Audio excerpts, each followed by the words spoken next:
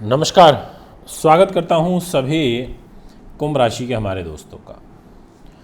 आज का जो राशिफल रहेगा ये कुंभ राशि के लिए समर्पित है, नवंबर 2023 का। और कुंभ राशि इस समय शनि की साढ़े साती से पीड़ित भी है और साढ़े साती का भी दूसरा दौर चल रहा है। आखिर क्या होगा इस सेकंड दौर में, किस प्रकार से ग्रह प्रभावित करेंगे हमारे जीवन को, ये सारी की सारी जानकारी आज मैं आपको दूंगा। और साथ में ये भी बताऊंगा कि आपकी जो राशि के स्वामी हैं वो कितना ज़्यादा आपको प्रोटेक्ट कर रहे हैं, किस तरीके से आपके जीवन को एक सुरक्षा प्रदान कर रहे हैं। जैसे सबसे महत्वपूर्ण बात तो शनि ही मार्गी हो जाएंगे और इनका जो मार्गी फल है वो आपको प्राप्त होना शुरू हो जाएगा दिनांक 4 नवंबर 2023 से। जहाँ पर आप 11 नंबर लिखा देख रहे हैं, यहाँ शनि बैठे हुए हैं। ज़बरदस्त राजयोग बनेगा और इस राजयोग का बेनिफिट आपको शश नाम के रूप में प्राप्त होगा। कुंभ राशि में अच्छा होता है, बस थोड़ा सा मेहनत परिश्रम करिए, अच्छा होगा और सब अच्छा होगा, ऐसा आपकी पत्री कहती है। दोस्तों, और क्या क्या हो सकता है ये भी आपको बताऊंगा। 2 घर ऐसे हैं जिनकी हानि होगी। इन 2 घर में प्रभाव अच्छा नहीं बन पाएगा क्योंकि इनके जो स्वामी ग्रह हैं वो नीच के हो जाएंगे। सूर्यदेव दिनांक 16 तारीख को राशि परिवर्तन करके वृश्चिक में आएंगे पहले, यानी कि 15 दिनों तक इनका तुला राशि में नीच का प्रभाव रहेगा और वो भी दाम्पत्य जीवन के मालिक होकर के ये नीच होंगे, अच्छी बात नहीं होती। मंगल ग्रह 16 नवंबर को वृश्चिक राशि में आएंगे।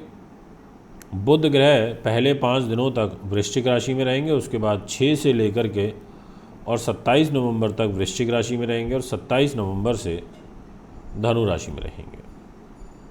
देवगुरु बृहस्पति मेष राशि में वक्री, शुक्र ग्रह दिनांक 3 से लेकर के और 29 नवंबर तक कन्या राशि के अंदर नीच के हो जाएंगे और आखिरी डे यानी कि 30 तारीख को नवंबर में ये तुला में आएंगे, स्वयं राशि के अपने घर में गोचर करेंगे। शनि महाराज कुंभ राशि में मार्गी हो जाएंगे और शनि का मार्गी होना ये अच्छा होता है कुंभ राशि में। अब क्या होगा ये मैं आपको जानकारी दूंगा, इसलिए वीडियो को पूरा सुने, अंत तक सुने, बहुत कुछ सीखने को समझने को प्राप्त होगा। सबसे पहले नंबर पर और सबसे इम्पॉर्टेंट पॉइंट वो आपका मान सम्मान ही होता है। मान सम्मान में आपको कोई कमी महसूस नहीं होगी क्योंकि इस घर के मालिक स्वयं शनि महाराज हैं, न्यायमूर्ति हैं, कर्म फलदाता हैं और वो खुद इसी घर में बैठे हैं, आपके लिए सुरक्षा लेकर के बैठे हैं, फुल तरीके से आपको सुरक्षा प्रदान कर रहे हैं मान सम्मान के लिए भी।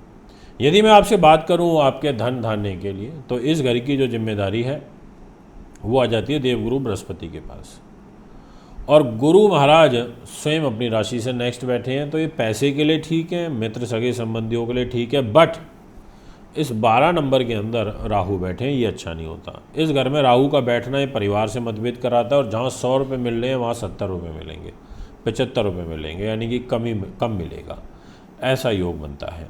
क्योंकि राहु भी तो अपना फल देंगे, अब मीन राशि को प्रभावित करेंगे, पर वो ठीक है कि गुरु ठीक हैं, पॉजिटिव हैं, तो गुरु गाड़ी को भी खींचते रहेंगे। वाणी पर संयम रखना, झूठ की प्रवृत्ति आप में बढ़ेगी, ऐसा आपकी राशि कहती है। यदि मैं बात करूं आपके भाई बहनों की, छोटे भाई बहनों की, मित्रों की, सगे संबंधियों की, तो इस घर का दायित्व आ जाता है मंगल ग्रह के पास और मंगल ग्रह खुद आपके कर्म भाव पर रहेंगे, 10वें स्थान पर रहेंगे और वो भी 16 तारीख से। तो इनका 16 तारीख से उस घर पर रहना ये अच्छी बात है, ये मैं आपसे कहूँगा। तो सहयोग तो प्राप्त होगा, पर यहाँ पर कुछ थोड़ा सा एक दुविधा भी रहेगी और वो ये कि गुरु का और मंगल का आपस में षडाष्टक दोष भी बनेगा।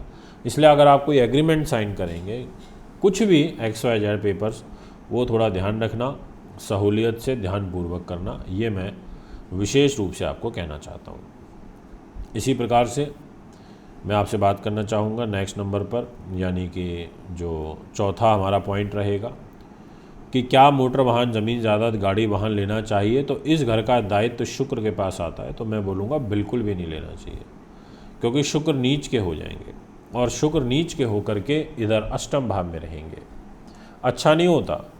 ये भाग्य को लेकर के भी नीच हो रहे हैं, पिता को लेकर नीच हो रहे हैं, आपके धार्मिक जीवन को लेकर के नीच हो रहे हैं, आपके उत्तम विद्या के घर को लेकर नीच हो रहे हैं, आपके सुख साधनों को, आपकी माँ को, छाती से संबंधित प्रॉब्लम को, शुगर को, ऐसी तमाम चीज़ों को लेकर के नीच हो रहे हैं, जिसके कारण बाधा उत्पन्न होती है, कष्ट आते हैं। इसलिए आपको ध्यान रखना पड़ेगा, बहुत सावधानी के साथ चलना होगा, ये मैं आपको विशेष रूप से कहना चाहता हूँ। अलर्ट हो जाइए, राजनीतिक जो लोग हैं वो अलर्ट हो जाएं। शुक्र है प्रेम प्रसंग का कारक होता है और स्त्री के सुख का कारक होता है पुरुष की कुंडली में, तो पॉलिटिकल लोग थोड़ा सा स्त्री पक्ष से बचाव की ज़रूरत है, ध्यान रखिएगा, ये मैं आपसे कहना चाहता हूँ। अगर आपसे बात करी जाए आपकी बुद्धि उन्नति की, संतान की, सुख की और साथ में कुछ अकस्मात धन लाभ की, तो इस घर का दायित्व तो बुध ग्रह के पास आ जाता है। अब बुध भी तो कोई बहुत ज़्यादा पावरफुल नहीं है, बुध का जो गोचर है वो भी तो 3 राशियों पर है। पहले 5 दिनों तक तो बुध बहुत अच्छे हैं, तो महीने की शुरुआत में ही आपको कोई पैसे का गेन हो जाए, या महीने की शुरुआत में ही आपको शेयर मार्केट से कोई बड़ा लाभ मिल जाए, कोई वायदा बाजार से एकदम अकस्मात धन लाभ हो जाए, ऐसा आपकी पत्री कहती है। परंतु उसके बाद स्थिति अच्छी नहीं है। फिर लास्ट के 4 दिन अच्छे हैं, 27, 28, 29 और 30 तारीख, फिर इस टाइम पीरियड में आपको लाभ प्राप्त होगा। और इसी टाइम पीरियड में जो बच्चे एजुकेशन में कंपटीशन फाइट कर रहे हैं उनको भी यही टाइम पीरियड में विशेष लाभ प्राप्त होगा। यदि बात करी जाए रोग चोट की, स्वास्थ्य की, तो इस घर पर राहु की दृष्टि आ रही है, तो इसलिए हेल्थ का ध्यान रखना पड़ेगा।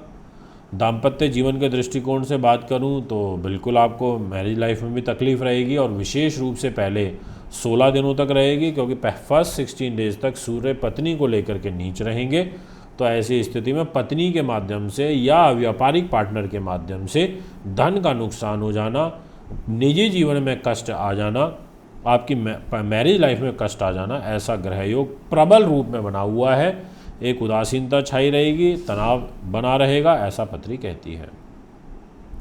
यदि बात करी जाए आपके कर्म की, तो कर्म भाव का एक पॉजिटिव आपको बेनिफिट ये मिल रहा है कि मंगल एक रोचक नाम का महापुरुष राजयोग बना करके इधर 8 नंबर राशि के अंदर अपने घर के अंदर 16 तारीख को गोचर कर जाएंगे सुबह 11:15 बजे।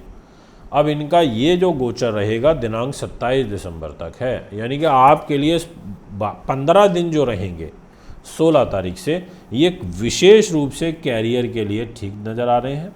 और जो लोग आईपीएस हैं या सेना पुलिस के अंदर किसी बड़े पद पर बैठे हैं, इलेक्ट्रिकल और इलेक्ट्रॉनिक से रिलेटेड काम करते हैं, ऐसे जातकों के लिए विशेष रूप से शुभ फल प्राप्त होंगे, ये मैं आपसे कहना चाहता हूँ।